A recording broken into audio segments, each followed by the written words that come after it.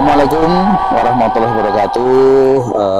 Demiters dimanapun Anda berada, baik yang ada di Jagat Padang ataupun Jagat Peteng, Bulu Demit malam hari ini berkesempatan untuk mengeksplor sebuah bukit kecil ya di antara pinggiran kota Semarang di daerah Gajah Mungkur.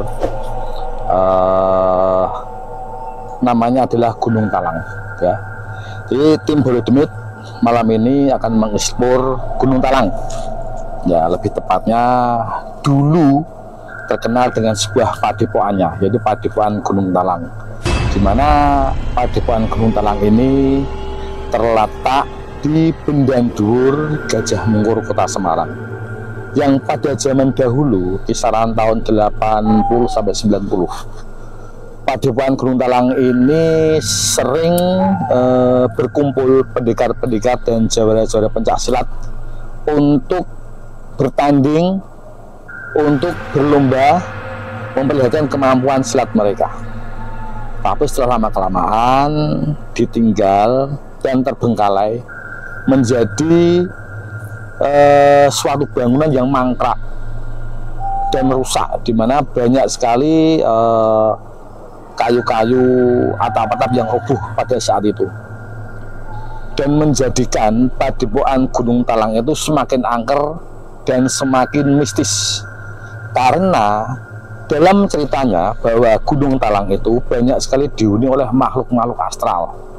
Di antaranya adalah seekor ular, kera putih, juga ada beberapa makhluk gaib, di antara Banaspati dan lain-lain. Apalagi posisi naik ke Gunung Talang itu di bawah ada pemakaman umum, semakin menambah keangkeran dan kemistisan Gunung Talang itu. Nah, setelah beberapa tahun terbengkalai, Gunung Talang dibangun oleh pemerintah menjadi sebuah bangunan yang megah, yang modern. Jadi pendopo kayu yang berbentuk joglo limasan itu rubuh, hancur, karena termakan waktu dan usia karena tidak terawat, dan diganti dengan bangunan yang baru. Dulunya Gunung Talang ini adalah merupakan sebuah tempat wisata yang ada di kota Semarang, apalagi dengan sebuah taman kotanya yang kecil yang bernama Swargo Langit.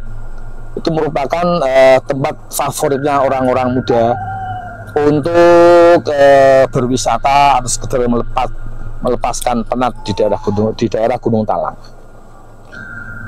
Tapi walaupun seperti itu, setelah dibangun dengan jalan yang lebar, dengan bangunan yang bagus, keangkeran dan kemistisan Gunung Talang akan tetap menjadi suatu misteri. Dan banyak sekali warga sekitar yang sering melihat penampakan, mendengar suara-suara, dan bahkan ada yang pernah kesurupan. Seberapa mistis dan seberapa angkernya Gunung Talang, malam hari ini Bulu Demit akan menusur di mana keberadaan ya, tempat Padepokan Gunung Talang yang dulunya sudah tidak terpakai dan sekarang dibangun lagi, serta mengeksplor tempat-tempat di kanan kiri Gunung Talang, di kanan kiri Padepokan yang kiranya terdapat banyak-banyak makhluk astral. Nah, Demiters, malam ini bersama Bulu Demit akan kita telusuri Padepokan Gunung Talang yang sekarang. Kita lanjut bersama Bulu Demit. Seperti kita lihat bahwasanya jalan menuju ke Padepokan itu merupakan jalan tanjakan kecil ya, kira-kira 100 meter ya, dimana sebelah kanan kiri itu ada pondok. Ini ada pondok, ini adalah warung yang sekarang terbengkalai. Dulu waktu sebelum ada lampu seperti sekarang ini, Gunung Talang itu sudah seram kalau malam hari ya. Tapi sekarang walaupun sudah ada pencahayaan lampu, tapi kekuatan energi mistisnya itu masih begitu kuat. Entah ini warung-warung itu sekarang dihuni siapa, tapi yang terlihat bahwasanya warung-warung terbengkalai ini secara kasar sudah ada yang menghuni. Nah, seperti yang sebelah sini itu ada warung gerobak, karena lapangan nggak kepakai, terbengkalai sehingga dia rubuh.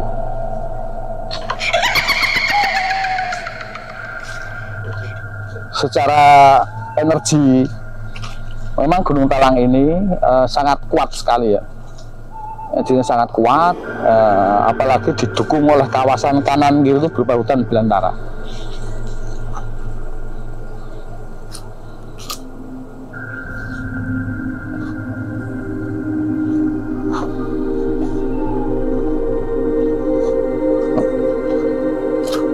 Nah, kita akan melihat sisi lain dari Padepokan Gunung Talang, yaitu swarga langit.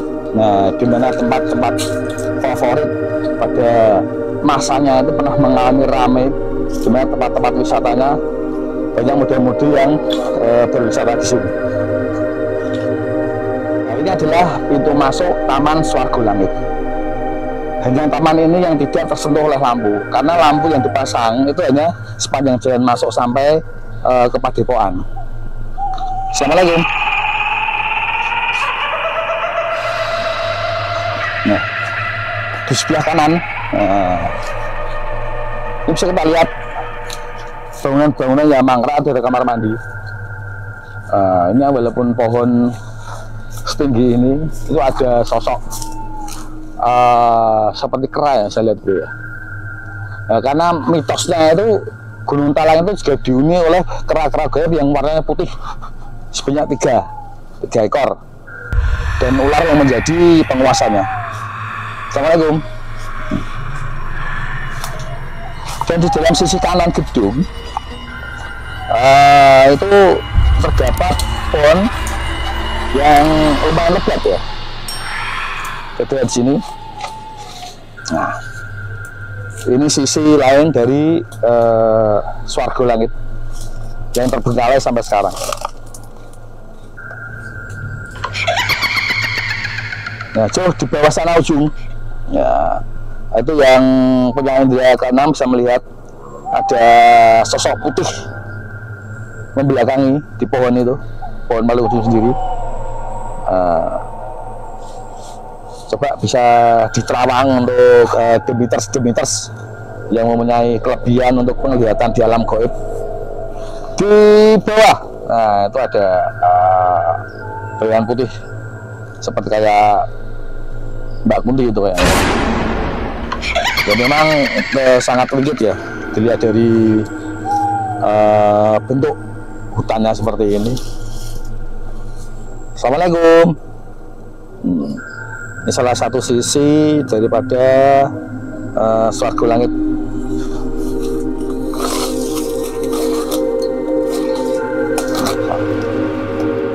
Nah, ini bangunan-bangunan yang mangkrak sekali karena lama nggak dipakai. Dan ini mungkin kalau malam dipakai oleh makhluk-makhluk astral untuk bernostalgia sih.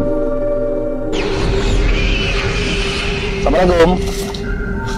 Nah, bisa dilihat pemirsa, ini adalah sisa peninggalan keramaian pada masa jayanya Swarga Langit pada saat digunakan tempat wisata untuk orang-orang Semarang dan sekitarnya.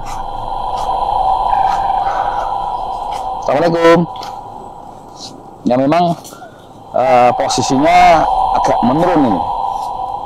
Kalau siang hari tempat ini begitu teduh karena merupakan salah satu jantung hutan di kota Semarang yang ada di Bendan Dhuwur. Assalamualaikum. Nah, ini ada pohon waru kalau salah ini ya. Oh iya, pohon waru. Wah, tinggi ini. Ini kalau dia umurnya sudah ada ratusan tahun juga ya. Nah, pohon ini sama-sama memang pohon biasa, tapi kalau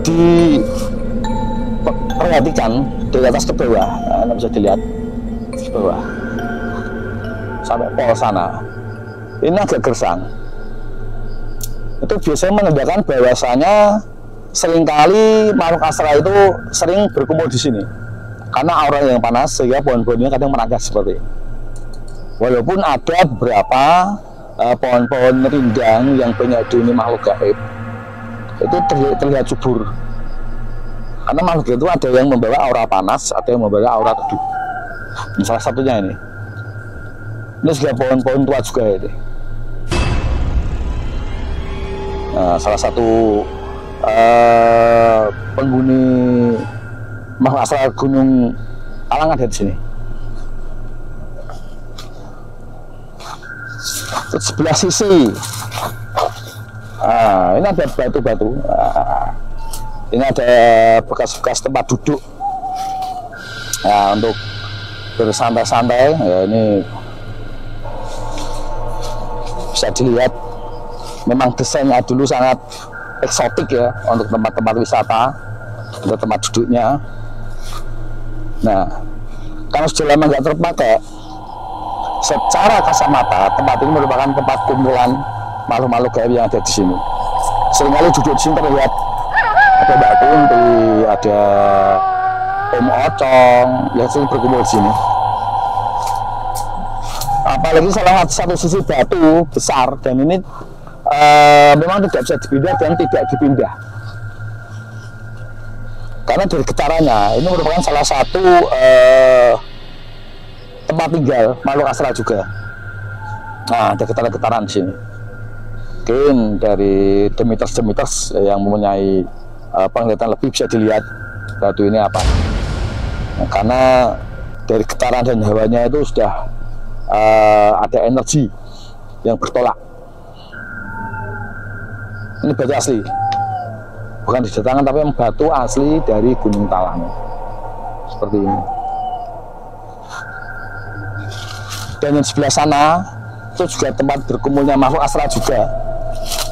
Nah, ini ada beberapa batu besar, dan ini pohon yang paling besar yang ada di sini. Assalamualaikum.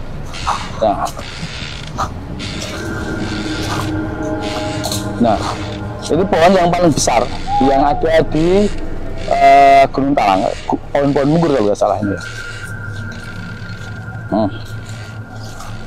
Dan pohon segede ini, astagfirullahaladzim. Nah, katakan kelihatan ya, itu ya pohon ya. Nah, di ujung sana itu ada orang duduk, kakinya itu kakinya mengungkang-ungkang, apa itu kalau orang bahasa Indonesia aja itu, bergayung. Nah, ini pohonnya tinggi. Nah, ini salah satu tempat favorit juga makhluk-makhluk astral yang ada di Gunung Talang itu bermukim dan bertempat. Walaupun masih ada tempat-tempat lain, yaitu suatu kayak kerajaan kecil lah di sini. Dan dalam pandangan saya itu ada ya sisi sebelah kanan tadi ada seorang nenek, sebelahnya itu ada ular, yaitu kemungkinan yang jaga sini seorang nenek tua didampingi oleh seorang ular, dan kera putihnya tadi ada di atas pohon. Dan itu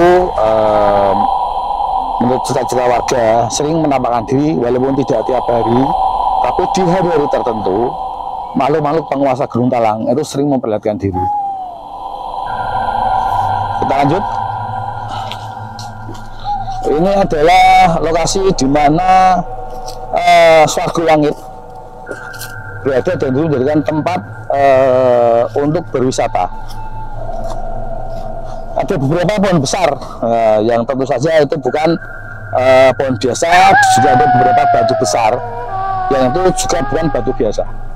Jadi kalau untuk pendatang yang kesini mohon berhati-hati, karena yang namanya makhluk gaib itu paling tidak suka kalau tempatnya dijadikan tempat untuk berbuat tidak baik.